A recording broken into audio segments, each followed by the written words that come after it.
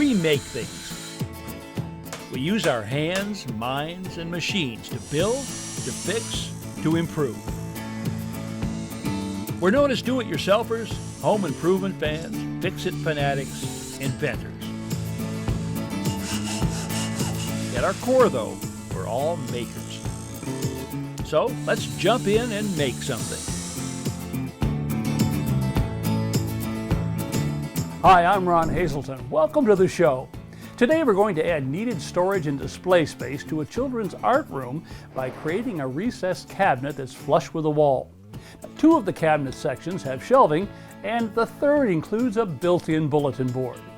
Then we'll try out a new tool designed specifically for removing wood trim quickly and without damaging the trim itself. If you're looking for a way to add detail and interest to a room without a lot of expense or work, think molding, or maybe I should say more molding. Layering molding on top of what's already there can turn the plainest of trim into something exceptional.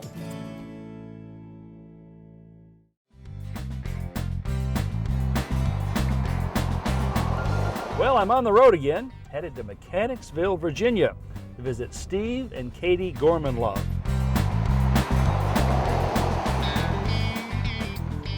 Steve and Katie explained that they really don't have any building experience. However, the arts and crafts room they created for their children shows off Katie's keen eye for design. Oh, look at this. It's a 63 Comet. We had a friend of ours build for us. They must just love this. They like it, yeah. I would love to have had this as a kid. Me too, me too. That's why you probably did it. That's why we've done it, right. That's right. Well, tell me about the project. Well, what we thought was we wanted to have recessed shelves here so they can just... Rather than remove wall studs to create our recessed shelves, we're going to build these shelves into the spaces or bays between the studs. They can just reach in and get their magic markers, their cotton balls, their shells, whatever they happen to be working on. Our game plan is to first locate the wall studs, then cut open the spaces in between, and finally build individual cabinets to fit those openings. An electronic stud finder quickly locates the wall studs.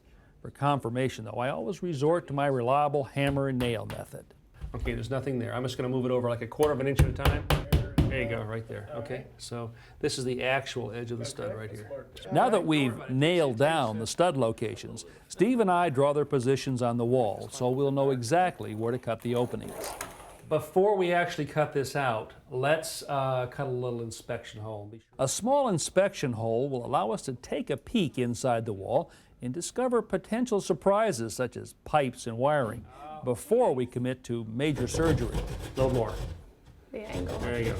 That's it. Sawing the edges of the inspection hole at a 45-degree angle will keep the cutout from falling into the wall and allow it to be used as a quick patch if our inspection reveals a problem. I'm very glad we did this. What are we saying? I'm very glad we did this. You know what I want you to do is to put your hand in this hole and reach to the left. Okay. Oh, sure enough. We've got some plumbing back there, don't we? The best laid plans. Well, looks like it's time to reconsider.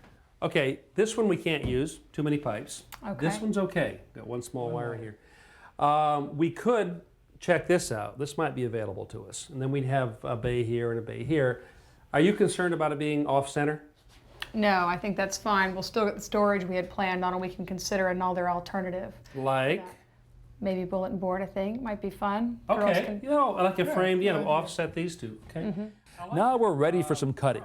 Now, Katie thought this might be a good time to use power tools, but this is a job better done with a handheld wallboard saw.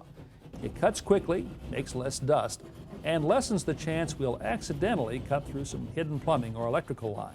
We should probably stop about right here, Kate. There's a cable running down here which will have to be buried. Okay, good. Okay. There we go. Look at that. So there was glue. Now these electrical wires here are going to be a problem, so here's what we're going to do. I'm going to take this electrical box out, pull these wires up, and run them through this wall stud, down on the inside of the wall on this side, and put a new box in here. With the wall prepared, it's time to start building our cabinets. They'll consist of a top, bottom, sides, back, and shelves. First, we'll rip all the parts, except the back, to the same width, using the table saw.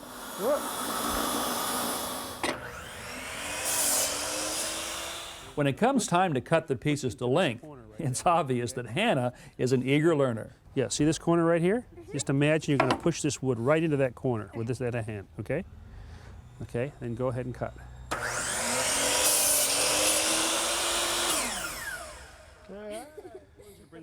Back indoors, we lay out the cabinet sides on a work table. On top, we place samples of the various storage containers the girls will be using. Now, the idea here is to figure out the best shelf spacing.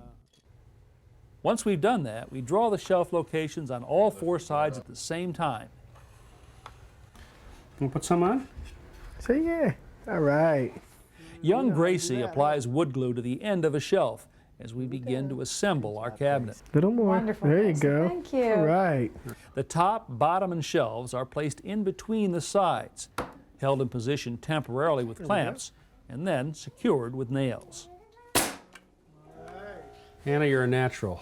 I think I'd ask Mom and Dad for a cordless screwdriver for Christmas. Not to be outdone by her sister, Hannah lays down a near-perfect bead of glue for the back of the shelf. The idea is to get it flush on all the edges, so just use your fingers and feel. Once in place, the 1/4-inch plywood back is attached with nails. And guess who does the nailing? Looks great. Yeah, it does look great. Okay, Steve, let's see if this fits. All right, that looks great. Hannah, could you bring some clamps over You guys there? did a fine job on that. Confident. This is going to drop it. Good job. Perfect. You like that? A real nice fit. Now we clamp the shelf to our wall stud, making sure the face of the shelf is perfectly flush with the face of the drywall. Okay. Yeah, I was apprehensive at first, but once we got in the thick of it and first couple cuts, and I got used to it. It was fun. It was a lot of fun. After drilling a pilot hole and countersink, we attach the shelf to the stud. Shims help us keep it level and plumb. All right, looks good. Very nice. Katie wants the shelves to have a whimsical frame with sweeping curves. And up and down. Then we can go up. So she first tapes paper on the wall. Then Mom and daughter sketch the frame outline. Yeah, we'll straighten that up. We carefully take the paper down, and then up goes strips of 1/4-inch thick plywood. The installation is temporary, so we just tack the plywood in place with a few small nails. Spray adhesive is applied so that we can temporarily attach the strips of paper to the surface of the plywood. Hold this up, Katie, if you can align those Okay. reference marks now. After trimming off the excess paper, we remove the plywood and cut it to shape, using the paper pattern as a guideline. This is a very satisfying creative challenge because we're able to incorporate a lot of elements here. We're able to take something that's solid like wood, but it's also organic, and we can make it appear fluid. Okay, good. Now, I've never done this either, and I've been always wanting to experience it. Now it's time to install the family work of art. We apply some panel adhesive to the back of the frame sections, then nail them to the edge of the cabinets. Now remember, this is the bay that we couldn't use because it had the plumbing inside, and Katie came up with a great idea, which was to put a bulletin board up here. So that's exactly what we're going to do now. We've moved the electrical outlet from down here, up here. We patched up our hole, and I'm ready to put this up. So we'll start by putting some construction adhesive or panel adhesive on the back of our cork board here.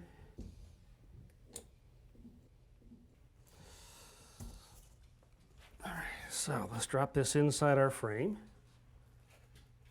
Cut this to fit. One last piece of trim completes this Gorman Love original, and our shelves are now a piece of art. Let's do our last bit of nailing here.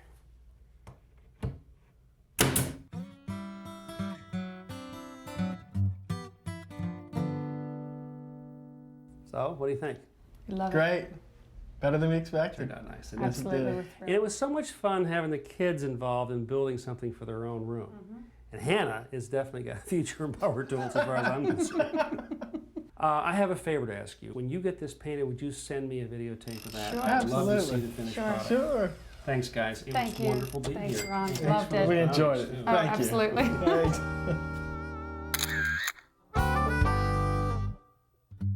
Well, the tape arrived, and as you can see, the paint job added just the right finishing touch. The color's good. My guess is that when it came time to brush on that paint, Mom had more than a little help from the family's budding artists. Claire, say hi to Ron. As a do-it-yourselfer, you know that prying things apart is a very common task. No doubt, you also found that it's important to have the right tool for the job. These are some of the prying tools that have proven most useful to me in the past. Now, I'm going to add another. It's called the trim puller, and that's exactly what it excels at doing. The trim puller by Zenith Industries was designed to remove wood trim without damaging either the wood or the walls. The ground bevel on the edge allows the tool to be easily driven between the trim and wall. The integrated center wedge then continues to separate the materials. In some cases, this wedging action alone is enough to complete the job. The trim puller is designed to be leveraged side to side. Because of the wide contact area and greater leveraging effect, trim removal goes faster while wall surfaces remain undamaged. The tool quickly, easily, and safely removes shoe molding, baseboard, chair railing, and door casings. It's ideally suited for lifting carpet tack strip and edging. The trim puller can also be used for prying off molding from decorative panels or doors without the risk of damaging either. It's also quite effective at removing ceramic tile. The integrated center wedge, combined with the tool's wide surface area, enable it to quickly pop tile away from the surface beneath. The trim puller can be used as a temporary shim when leveling base cabinets, or for prying off cabinet countertops that have been glued or nailed in place. It even comes in handy when replacing damaged floor planks. Removing shoe molding, baseboards, chair railing, door casing, carpet strips, tile, and more. It's always impressive when a single tool can do so many things so well.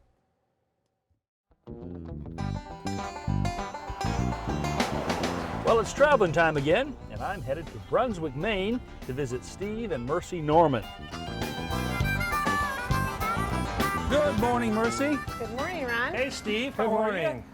Oh, boy, I had a wonderful night's sleep. Oh, good. And this coffee cake is fantastic. Well, I'm glad you're enjoying it. So what are we going to do today? Well, today we're going to head up into Mercy one and of the Steve rooms explained in that the back part most of the house. interior Probably woodwork once at the it's inn been is restored, quite detailed, it's very reflecting the elegance and style typical of the larger 19th century homes in town.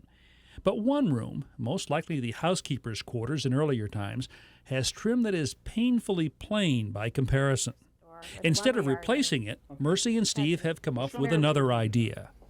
Well, the idea, I think, is to try to not tear off, not to remove the existing, but to build upon that using these standard pieces and just adding to it, and that little bit of detail as it Makes runs. a big difference. Yeah. Okay, well, listen, why don't we do this? Why don't we put some of this on the baseboard and around the door casings and just see how that looks and where we want to go from there. Sounds good. Perhaps the most important part of any molding job is accurate measuring. Two important tips here. One, make sure you're at eye level when reading the tape measure. 15/16. And two, it's always better to be a little long than short. You can always cut a bit more off. 87.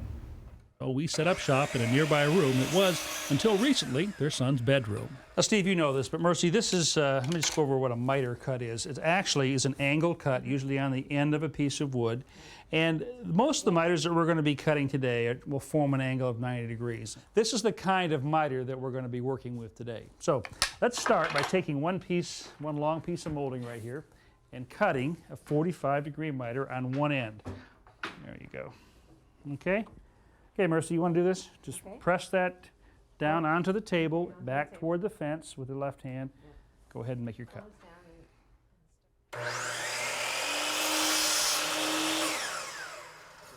Good. Now this piece of molding is going to have a miter cut on both ends of it. Whenever that's the case, you want to cut the miter on one end first and then measure from that to the location of the second miter. Here's a tip. For a more exact measurement, instead of using the hook at the end of the tape measure, try placing the 1-inch mark at the edge of the wood. Just make sure to add that inch back again at the other end. Our measurement is 79 7/16. You want to make it 80 7/16. With the power miter saw set to 45 degrees, Steve cuts the molding to length. There's Steve. How does it fit, bud? Well, I think it's pretty good. Okay, so let's attach There's that nothing one. like a nail gun for installing molding quickly and easily, especially in an old home like this where pounding on a wall with a hammer can cause cracking and damage fragile plaster. Although with proper eye protection a nail gun is perfectly safe, there is a backblast of air and sometimes it can be a surprise. There you go. A few more nails and Mercy uses the gun like a champ. Well, this looks good. What do you guys think? It gives it more depth. Is that enough? I think it needs something. I think if we added another piece of trim on the face of the flat part here, came down, that would start to give it that build-up effect that we're looking for. Okay, a little more thickness, a little more detail. So then that would run where? All the way down to the carpet? But I don't think it should end at the floor. It seems like it should stop before that. She's right. Normally, this would stop on a block down here. Sure, like a plinth block, the kind you use on a mantel or something Right, like that. exactly. A plinth block is a decorative piece of woodwork that can simulate the base of a column when it's used at the bottom of a door or as part of a fireplace surround. That looks good, that looks good. I'm just wondering though, if we couldn't maybe put some kind of detail on the face of this, maybe make it up with some of the molding that we've got. A little creative. Would you like that? Yeah, that would be good. All right, let's try it, let's try it. Now here's our chance to be creative. Steve pulls out some leftover half round, which we cut into short pieces with miters on both ends. Applied to the face of the block, these will form a sort of raised panel look. It's a simple touch, but one that adds a nice detail. There you go, Steve. Got a coat of primer on that. Okay.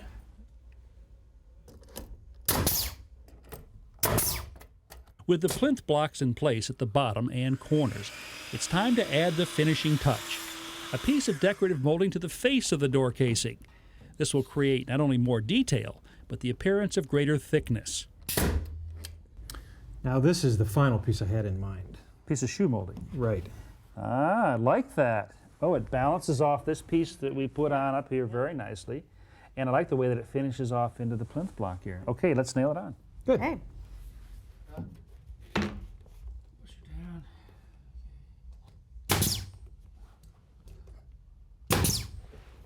Applying caulk to the seams, or any place there's a gap, will give this or any molding job an absolutely professional look.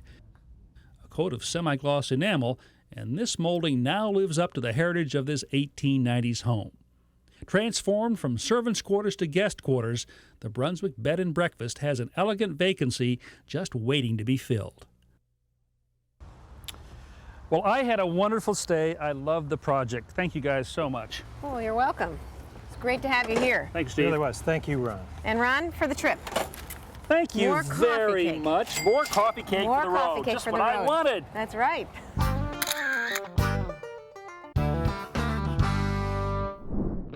To view today's projects again and countless more, go to HouseCallsDIY.com. Step-by-step home improvement tips when you need them. I'm Brian Kelsey. Welcome to House Calls. Join us as we tackle some great home projects, as well as look back at favorites from Ron Hazelton on House Calls.